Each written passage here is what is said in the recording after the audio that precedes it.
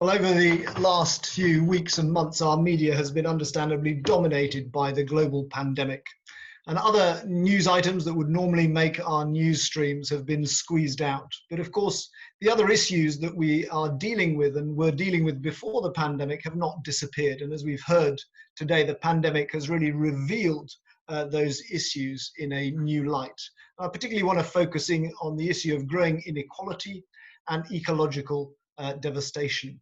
We've seen the inequality between different countries and their levels of health infrastructure to cope with the pandemic. We've also seen inequality within countries and the huge differential impacts of lockdown and social distancing policies. How do you social distance in a slum or a refugee camp? Migrant laborers forced to walk for thousands of kilometers, as Jason was sharing. Daily wage laborers who've lost their livelihood options through the lockdown and now face a greater threat than the pandemic and the virus itself. Assumptions even in our own country about access to the internet and technology to enable home learning to have been laid bare. And then we've heard about the gender inequalities today as well and the impacts in the global south particularly. A recent UNDP report that came out last week describes the COVID-19 pandemic as unleashing a human development crisis, which has erased all the progress made in human development over the past 6 years. It's only relatively recently that inequality has been recognized as having profound socio-economic impacts. But what we have only just discovered, God has of course always known. And the year of Jubilee that we read about in Leviticus 25 was a mechanism to even out the inequalities that built up within Israelite society every 50 years, a reset button, if you like.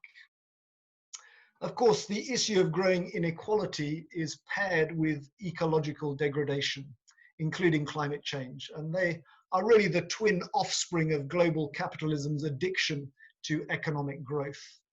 The pandemic's impact on the environment has been more mixed. There has been, on the downside, negative impacts like the loss of ecotourism income for important projects, the loss of momentum on global climate talks, a delay that we can ill afford.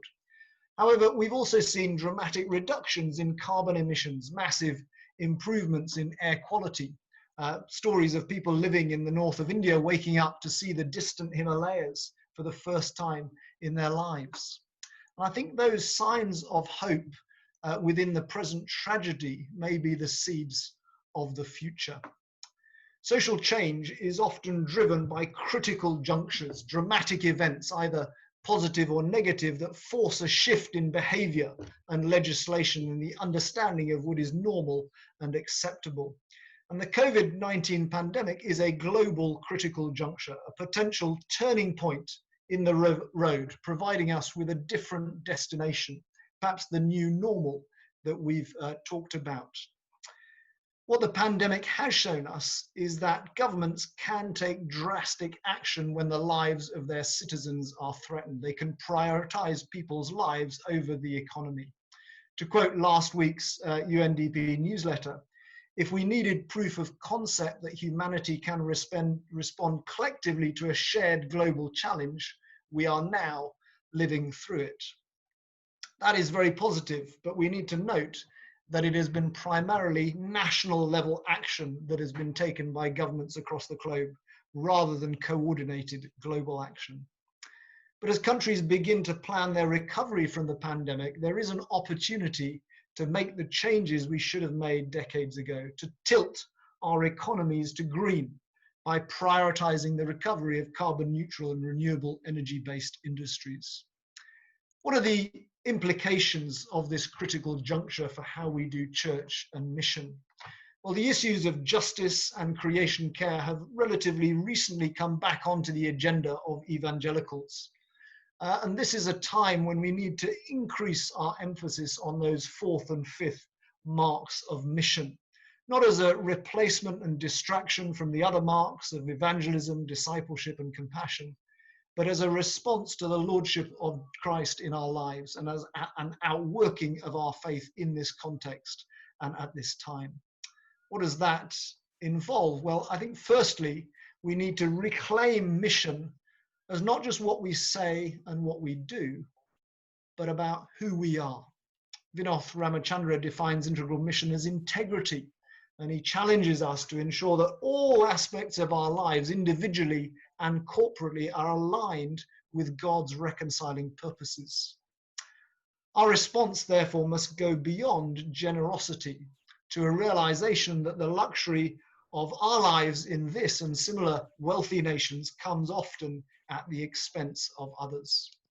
As a friend of mine put it, the problem in our world is not so much poverty, but greed. And the solution lies in us changing the way we live our lives.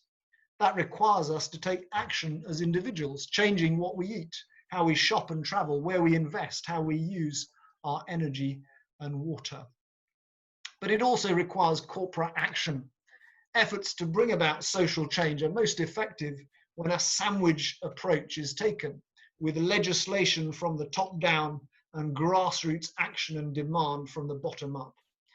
But democratic governments will only take action if they believe that their electorate is demanding that change. Their bottom line is the next election. Interestingly, a recent survey conducted across 14 countries found that 71% of adults consider that climate change is as serious a crisis as COVID-19, and 2/3 support government actions to prioritize climate change during the recovery. However, disturbingly, the main conclusion of that same survey was that the public is no more willing to change their own climate-related behaviors than they were back in 2014. That is something that needs to change.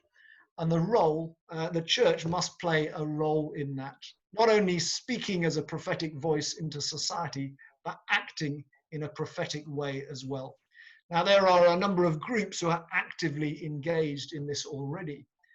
But if it is to be effective, the church must overcome denominational and organizational boundaries. It must speak with one voice as a global movement.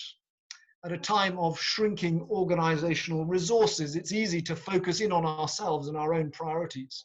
And yet what is needed is a greater commitment to cooperation and joint action, and lifting of our eyes to a kingdom horizon. We also need to recognize that God works through others, whether they know it or not. Perhaps this is part of our calling to walk humbly, acknowledging that we can learn and be helped by others. They may not share our faith or our worldview, but they do share our desire and God's agenda for a fairer, more equal and more sustainable world.